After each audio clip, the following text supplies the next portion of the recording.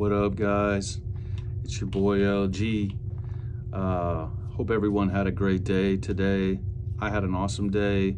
I'm exhausted though. I'm tired. It's at the end of the day. I still got a lot of work to do, but I wanted to come on here and deliver a couple of positive messages that have come across my desk, so to speak, over the last few days.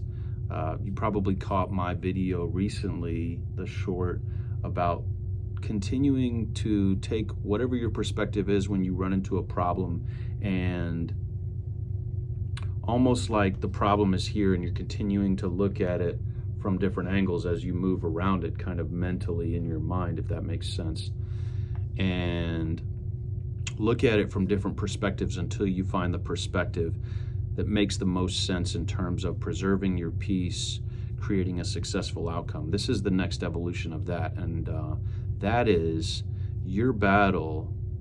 This is what I watched in a channeled message video that I want to pass on to you guys. Your battle is not between you and the person who did you wrong, you and the person who screwed you over. Your battle is between you and God, you and the universe.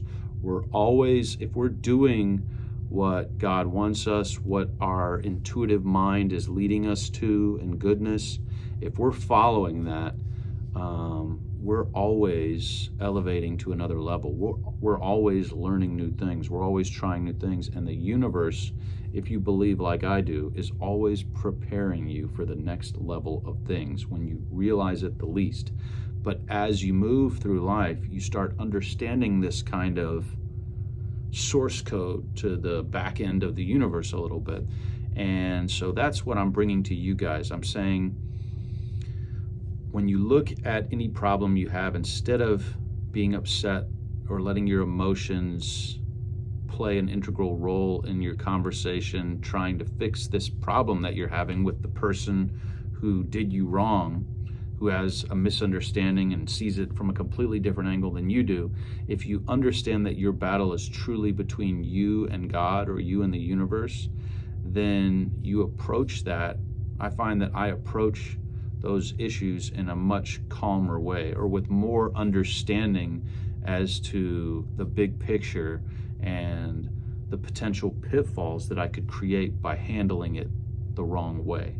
So if it helps at all, when you get into your next situation where everything's gone wrong and you really want to lash out, or you even think that using that righteous anger is going to help you, and it might.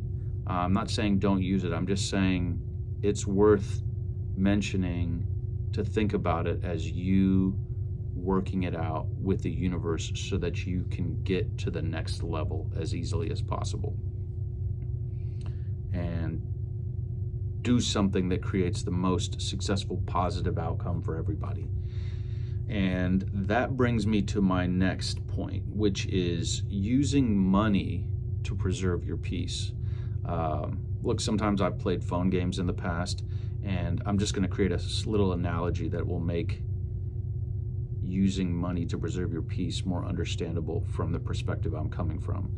And sometimes when you play a phone game, you know, pick your favorite one, they have like little $2.99 purchases, $4.99 purchases. I'll have friends that will play those games for months and months and complain that they're not getting past a certain level, or they'd love to do this, but really they haven't had the experience of spending money on a phone game. They feel like they're just throwing money away if they spend it on that phone game. But what they don't realize, that I'm kind of just watching them do, is, look, you're spending all this time on this, you really enjoy it, it's an outlet, it's kind of a recreational outlet for you, it's calming you down, you're getting a dopamine rush, and it's healthy for you because it allows you to self-soothe. Spend a little bit of money on it, enjoy yourself. You know, when you go to a movie, you spend $10, or when you go out to eat, you spend, you know, $50. If it's a nice meal and you really enjoy yourself. So how that relates to using money to preserve your peace is, I see a lot of people out there spend money on fast food, or they spend, you know, and they'll spend like $20 on fast food, or they'll spend $50 on a nice meal, or they'll spend $8 on a Starbucks coffee.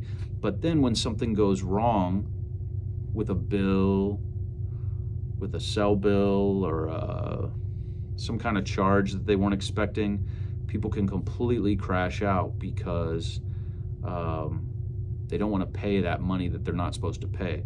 And I'll admit, I'm case in point example of somebody who doesn't want what's more than mine. I just want what's mine, and I don't want more, I don't want less.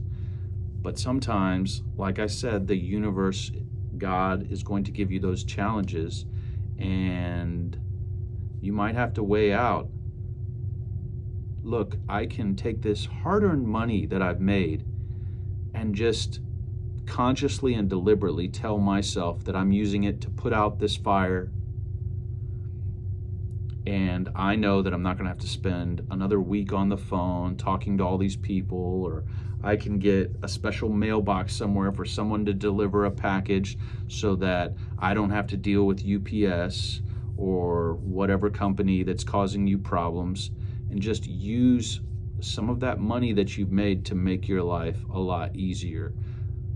Not because you're backing down from the challenge and getting run over by people who are taking your money, because you know that you've got important things to do and you're exuding all of this good energy to the universe, and you just want to keep shaking things up in the most positive way possible. And I have a feeling you're going to get rewarded for that. We're all going to get rewarded for doing it that way. And so stand up for yourself, stand up for what's right. Don't ever not do that. But remember, $10 can buy, a couple Happy Meals, but it can also pay that fee instead of talking to 5 different levels of technical support trying to get them to reimburse you. So,